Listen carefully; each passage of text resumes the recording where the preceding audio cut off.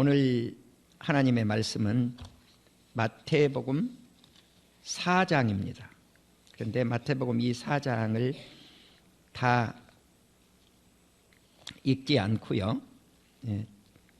오늘 마귀를 어떻게 예수님이 물리치시고 천국 복음을 전하셨는지 하는 말씀을 증거할 터인데 그 부분 일부분만 읽겠습니다. 4장 1절 2절입니다. 4장 1절 2절 마태 4장 1절 2절 다 같이 읽습니다. 시작.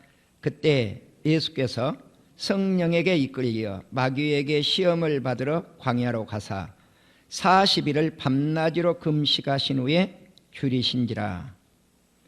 10절 11절 봅니다. 10절 11절입니다. 다 같이 읽습니다. 시작. 이에 예수께서 말씀하시되 사탄아 물러가라. 기록되었으되 주 너희 하나님께 경배하고 다만 그를 섬기라 하였느니라. 이에 마귀는 예수를 떠나고 천사들이 나와서 수종드니라. 아멘. 12절부터 계속해서 17절까지 읽겠습니다. 시작. 예수께서 요한의 잡혔음을 들으시고 갈릴리로 물러가셨다가 나사렛을 떠나 수불론과 납달리 지경 해변에 있는 가버나움에 가서 사시니 이는 선지자 이사야를 통해서 하신 말씀을 이루려 하심이라. 일러스되 수불론 땅과 납달리 땅과 요단강 저편 해변길과 이방의 갈릴리여 흑암에 앉은 백성이 큰 빛을 보았고 사망의 땅과 그늘에 앉은 자들에게 빛이 빛이었도다 하였느니라. 이때부터 예수께서 비로소 전파하여 이르시되 회개하라 천국이 가까이 왔느니라 하시더라. 아멘. 25절 마지막 절입니다. 마지막 절 25절 봅니다. 시작. 갈릴리와 데가볼리와 예루살렘과 유대와 요단강 건너편에서 수많은 무리가 따르니라. 아멘. 오늘 이 본문 말씀을 통해서 예수님이 요단강에서 세례를 받으시고 성령의 이끌림을 받고 광야로 들어가시죠. 그때 누가 따라 붙었는가? 마귀가 따라 붙었습니다. 그러니까 여기서 우리가 아실 것은 누구에게 이끌리고 가시는가? 성령께서 이끌리고 가시는데 거기에서 마귀에게 시험을 받으러 가셨다는 것입니다. 여기서 성령님, 예수님, 마귀가 등장을 합니다. 그리고 우리가 읽으셨을 때 마귀가 떠나고 누가 등장을 하는가? 천사가 등장을 했습니다. 이제 여기까지 말씀이 이래서 11절까지의 말씀입니다. 우리는 이 마태복음 4장을 통해서 하나님이 광야에서 시험을 받으시고 어디로 가셨는가? 요단강에서 세례를 받으시고 예수님은 갈릴리로 가셨습니다. 그래서 그 갈릴리 호수에서 쭉 타고 내려오는 강이 요르단강입니다. 요르단강에서 쭉 타고 내려와서 우리말 지도에 보면은 염해 아니면 죽음의 바다 사해가 나와 있어요. 그래서 이곳은 물고기 같은 이런 고기들이 그렇게 살질 못합니다. 완전히 소금바다로 이루어졌는데 사해 바다는 죽음의 바다처럼 느껴지더라고요. 그래서 거기에 가면 이제 목욕을 할지 모르는 사람들은 참 수영을 할지 모르는 사람들은 굉장히 유리한 면이 있습니다. 소금물에 붕 떠요. 이곳이 사해 바다입니다. 그래서 물줄기가 저 헬몬산에서 이제 비가 내려서 물줄기를 받아서 갈릴리 호수로 모이고 그 물이 다시 요르단강을 타서 쭉 사해로 이어져 내려오죠. 그래서 우리 예수님이 광야에서 시험을 받으시고 나서 갈릴리로 가십니다. 그러면 복음이 어디에서 비추기 시작을 하는가? 이 갈릴리에서 비추기 시작을 합니다. 그러면 이 갈릴리는 어떤 곳인가?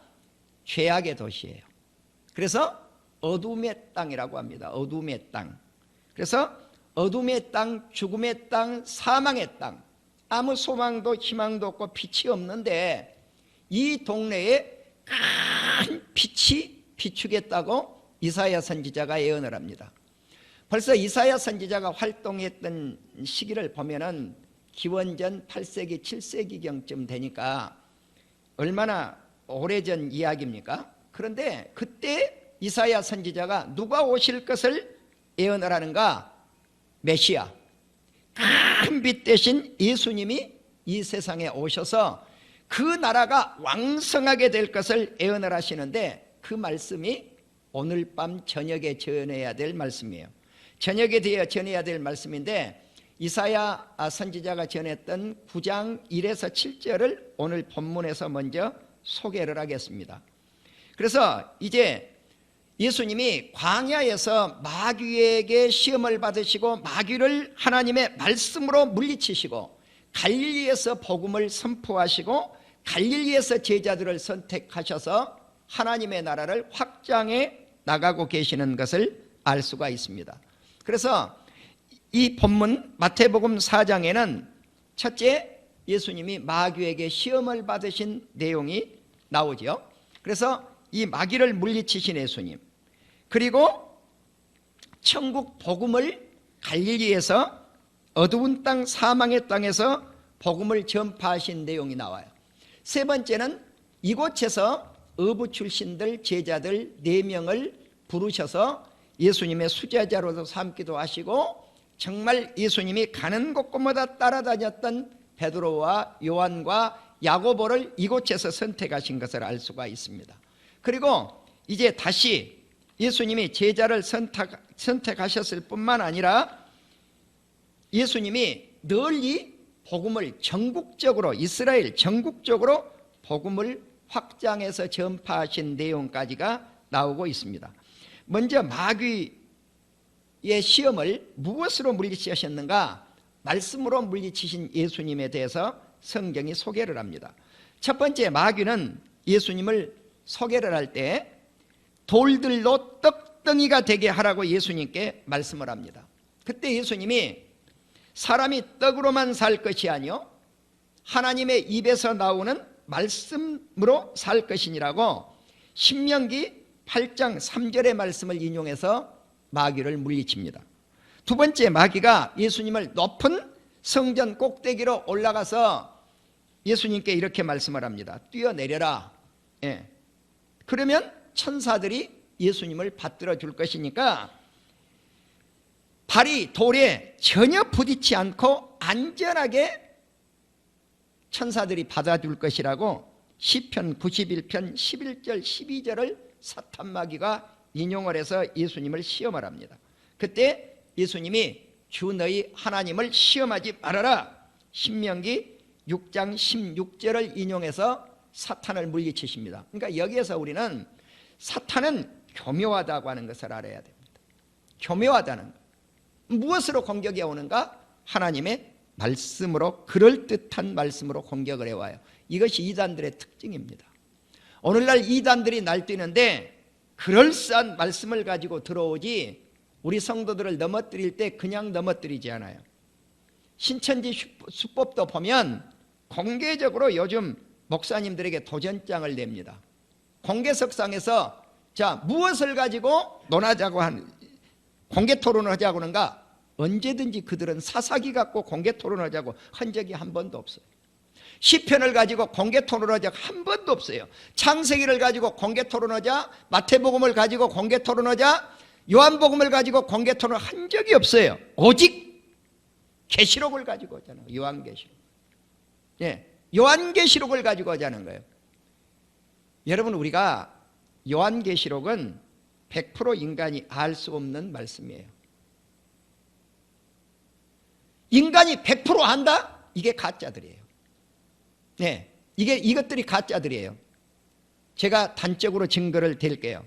하나님의 말씀은 아닐지 모르지만 그래도 내가 총신대 신학대학원을 들어가니까 예수님 소리보다도 누구 소리를 더 많이 듣고 나왔느냐?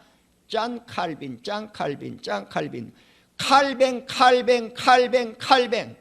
예. 이 소리를 훨씬 많이 듣고 나왔어요.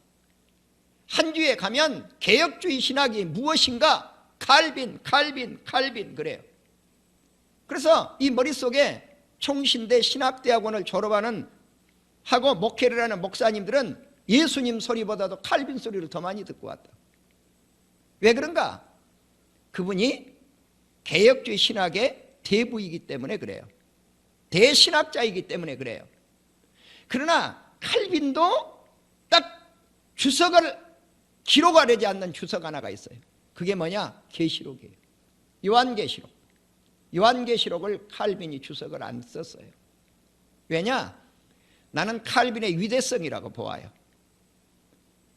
자기 자신이 알지도 못하는데 이것을 내가 안다고 덤벼들지 않았다는 거죠. 예. 정말 목사가 돼가지고 제일 안타까운 것은 내가 하나님이면 우리 성도님들에게 하나님의 말씀이 이렇습니다. 예수님은 언제 오십니다. 탁탁탁탁 이야기를 하면 얼마나 좋겠어요. 그런데 성경은 뭐라고 하느냐? 예수님이 어느 날 오실지 아무도 모른다. 모르는데 안다고 하는 사람들이 가끔 한 번씩 나타나지 않아요. 몇 년도 몇 월 달에 그것도 날짜까지 딱 정해서. 네, 이것들은 전부 가짜들이에요. 여러분 1990년대 다미성교회를 기억할지 모르겠어요. 네, 다미성교회를 이끌었던 목사님은 정말 보수주의 신학자 중에 보수주의 신학자였어요. 생명의 말씀사 좋은 책들을 많이 번역해냈던 인물이에요. 예. 그런데 어떻게 이분이 빠져버린 거예요? 이단으로 빠져버린 거예요. 예. 서교동에 본부를 두고 이단에 빠져버렸잖아요.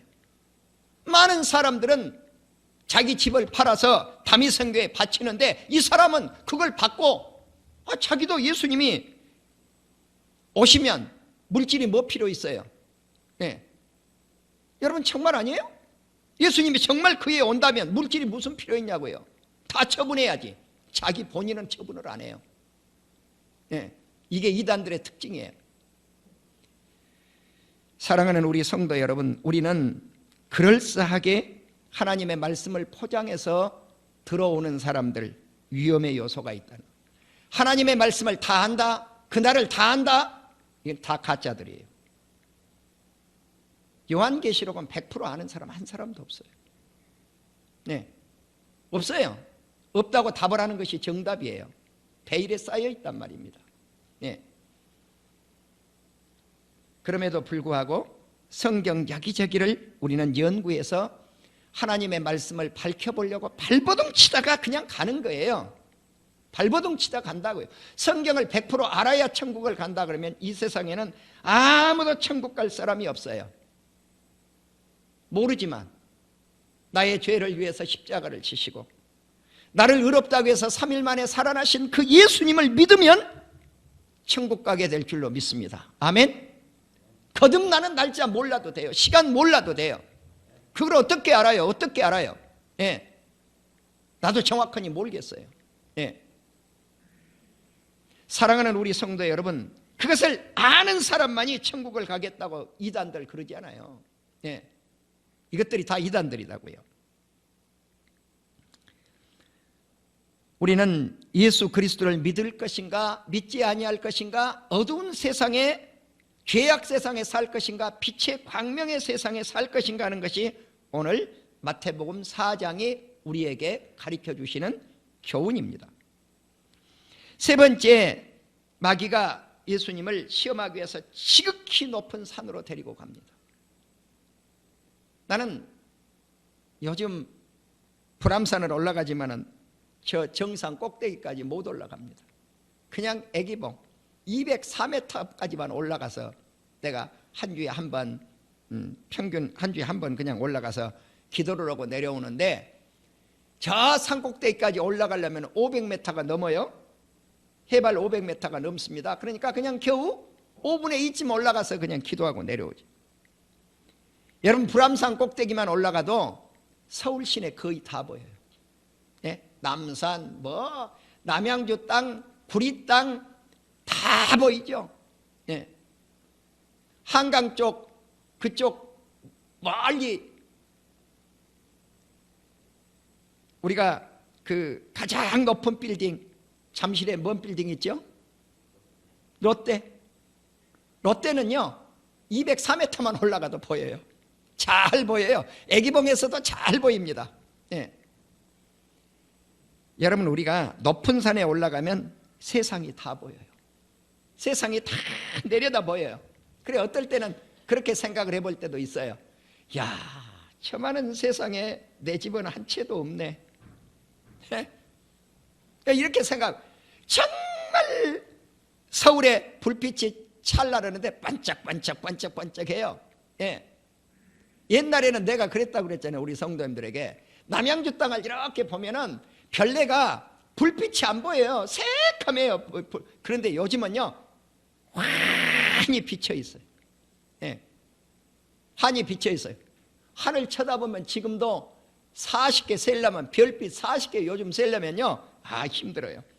내가 가끔 헤아려 보거든요. 예. 25개, 30개, 33개쯤 세고 나면 더 이상 셀 것이 없어. 40개도 안 돼 요즘은. 옛날에는 그래도 165개까지는 셌다고요. 내가 저 불암산 꼭대기 올라가 가지고. 그래서 하나님, 아브라함처럼 하늘의 무별처럼 그렇게 나 기도 못 하겠습니다. 그래서 왜? 160개 세고 나니까 없는데. 그런데 서울의 불빛을 어마어마해요. 어마어마해요. 남양주도 많이 발전돼서 남양주 땅 이렇게 쳐다보면은요 애기봉에만 올라가도 다 보이거든요. 사랑하는 우리 성도 여러분, 높은 곳에 올라가면 세상 만국이 보여요. 그래서 이 마귀가 천하만국을 보여줬다. 천하만국을 누구에게? 예수님께. 나는 여기서 생각을 해보면 뭘 생각해보냐. 이놈 봐라, 이 마귀 새끼 이놈 봐라. 마귀가 누구냐는 거, 이게 피조물이에요. 하나님이 만든 작품이에요. 여러분, 천사가 타락한 게 사탄이 아니겠습니까? 누가 만들었어요? 하나님이 만든 거예요. 하나님이 만든.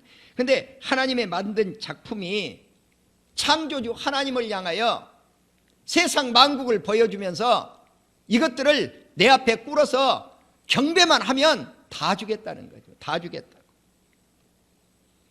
그때 우리 주님은 신명기 6장 13절을 가지고 물리치죠. 사탄아 물러가라. 너희 하나님께 경배하고 누구만 섬겨라? 하나님만 섬겨라. 만, 오직, 올리 한 분만 섬겨라는 거. 한 분만, 하나님만 섬겨라. 이 말씀을 하니까 마귀는 떠나고 누가 예수님께 찾아와서 수종 들었다고 그랬어요? 천사가 찾아왔다고 그랬어요. 나는 가끔 예배를 드릴 때 천사 기도를 제가 아는 적이 별로 없어요. 꼭 예배 시작하면서 천사를, 하나님 성령께서 주관하시되 오늘 이 예배를 천사를 보내서 수종들게 하옵소서. 아멘. 자, 내 오른쪽에, 내 왼쪽에 천사가 양날개를 쫙 펼치고 지켜준다면 힘이 더 있지 않겠어요? 나 홀로 설교하는 것보다. 우리 하나님이 임마누엘로 동행하셔서 목회자를 붙잡고 있는 것도 소중하고, 천사가 붙잡고 있는 것도 소중하고, 성령께서 내 심령 속에 임재해서 성령의 역사에 의해서 이 시간 하나님의 말씀을 대언한다고 하는 거예요. 그걸 느끼면서 설교를 하면 더 힘이 난다는 거예요. 그럼 목회자만 그러는가? 우리 성도님들, 여러분 곁에 천군 천사가 와서 이 시간 우리의 예배를 수종 들고 있다고 하는 사실을 믿는 우리 사랑하는 성도님들이 되시기를 주님의 이름으로 축원합니다. 그리고 나서 예수님이 사탄을 물리치고 40일 동안 굶주리셨는데 금식하시고 대승리의 역사를 가져오죠. 그러니까 굶주린 예수님을 시험했던 마귀가 무엇으로 맨 먼저 공격을 했어요? 먹는 것 가지고. 먹는 것 가지고. 네. 이것들을 하나님의 말씀으로 다 물리치시고 예수님이 어디로 가시는가? 갈릴리로 가셨다는 거예요. 그리고 이곳은 나사렛을 떠나 수불론과 납달리 지경 해변에 있는 가버나움에 가서 사셨다. 다 갈릴리 지방 땅들이에요. 근데 거기 보면 수불론 땅과 납달리 땅이라고 등장을 해요.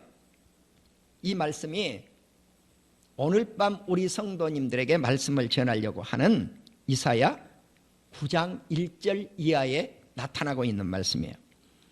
이사야 9장 1절을 오늘 이 시간에 잠깐 봅니다.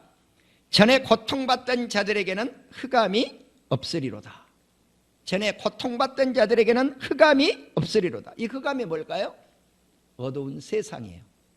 요한복음 1장에도 빛이 어둠에 비쳤는데 그 어둠이 빛 대신 예수님을 영접하지 않았다고. 영접하는 자, 그 이름을 믿는 자들에게는 무엇을 주셔요? 구원을 주셔요. 네, 죄 씻음의 구원을 주셔요. 그런데 이 어두운 세상, 이곳이 어딘가? 수불론 땅과 납달리 땅이에요. 그래서 옛적에는 여호와께서 수불론 땅과 납달리 땅이 멸시를 당하게 하셨더니 후에는 해변길과 요단 저쪽 이방의 갈릴리를 영화롭게 하셨다. 자, 여기 보면 이방의 갈릴리. 갈릴리 호수가 있는 이 지역이 갈릴리인데 왜 이방의 갈릴리냐는, 이방 땅이라고 하는 것은 죄악의 땅입니다. 자, 이방 땅인데 그러면 이 땅에 누가 오실까? 메시아 대신 예수님이 오실 것을 예고하고 있습니다. 이사야 11장 1절에 보면 이새의 줄기에서 한 싹이 그 뿌리에서 한 가지가 나서 결실할 것이라고 말씀을 합니다. 그 위에 여호와의 영, 곧 지혜와 여호와를 경외하는 영이 강림하시리니, 성령이 강림하신다는 거예요. 누구와 함께? 메시아 대신 예수님과 함께. 그가 여호와를 경외함으로 즐거움을 삼을 것이다 그랬어요. 이사야 11장 10절에도 보면 그날에 이새의 뿌리에서 한 싹이 나서 만민의 기치라고 하는 것은 깃발입니다. 깃발로 설 것이요 열방이 그에게로 돌아온다. 이새의 뿌리로 돌아온다는 거예요. 모든 민족, 모든 열방이 예수님께 돌아올 것을 예고하고 있습니다. 그러니까 이사야 선지자가 기원전 7, 8세기 경에 벌써 메시아가 이 땅에 오실 것을 예고하고 있는 거죠. 이사야 9장 2절을 보시면 흑암에 행하던 백성이 큰 빛을 보았다. 메시아를 본 거예요. 우리 예수님을 본 거예요. 사망의 그늘진 땅에 거주하던 자들에게 빛이 비추었다다. 이 빛은 메시아이신 예수님이에요. 주께서 이 나라를 창성하게 하시며 확장시켰다는 거예요. 나라를 번성시켜서 확장시켰어요. 그 즐거움을 더하게 하셨으므로 이 즐거움은 추수의 즐거움과 탈취물을 나눌 때 즐거움 같다 그랬어요. 그들이 주 앞에서 즐거워할 것이다. 자, 농부가 추수할 때 즐거움, 이것은 없으면 농사를 못 짓죠. 농사를 지어서 과일나무 같으면 열매를 따야 되잖아요. 열매를 따는 기쁨, 또 알곡을 봄에 씨를 뿌려서 가을에 알곡을 기다리고 알곡을 수확하는 그 기쁨, 또 전쟁을 해서 승리를 해야 탈취물을 나눠요. 여러분, 전쟁 왜 합니까? 승리를 하기 위해서 전쟁을 한단 말이에요. 그러니까 전쟁을 해서 승리의 물질이 탈취물이는데 이것을 나눌 때 군인들의 기쁨, 승리한 백성들의 기쁨은 이루 헤아릴 수가 없습니다. 여러분, 이번에 아프가니스탄에서 미군이 철수하면서 얼마나 많은 군사 물자를 남겨놓고 갔습니까? 네. 돈으로 따져도 어마어마합니다. 이거 계산할 수 없는 물자예요. 이것을 그냥 그들이 그냥 거저 거머쥔 거 아니에요? 그곳에는 헬리콥터도 비행기도 탱크도 뭐 그냥 현대전에서 쓸 수 있는 무기들, 신무기들 미군들이 사용했던 거 다 가지고 못 나갔어요. 이게 패전하면, 전쟁에 패하면 미군이라도 두고 가야 돼요. 그것을 얻고 그들은 얼마나 기뻐하면서 날뛰는지 몰라요.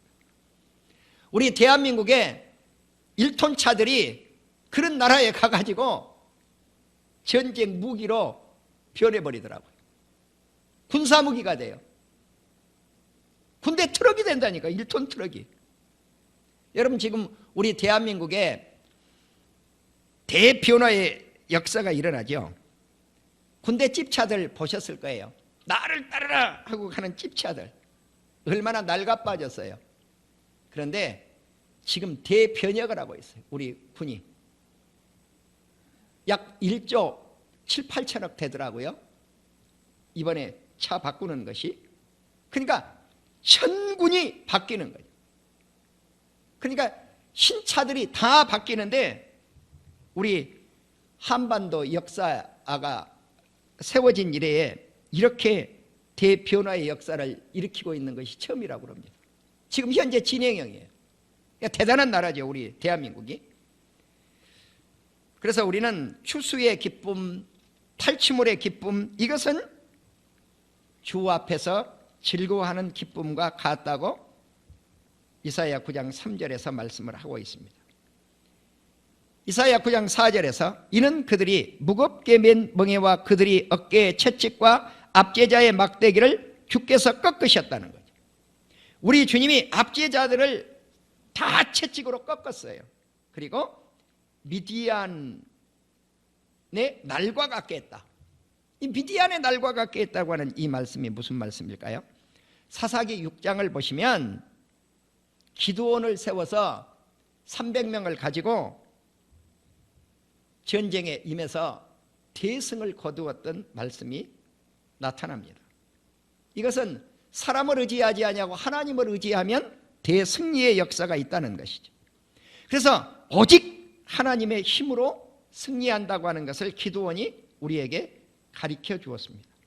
이사야 10장 26에서 27절을 보면은 하나님께서 채찍을 들어서 미디안을 치시니 바다를 향하여 애굽에서 하신 것 같이 하셨다.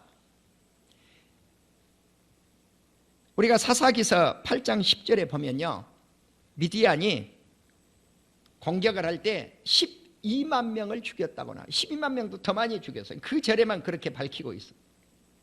이것은 하나님만이 통치자이시오, 하나님만이 전쟁의 승리자라고 하는 것을 우리에게 보여주고 있는 말씀입니다.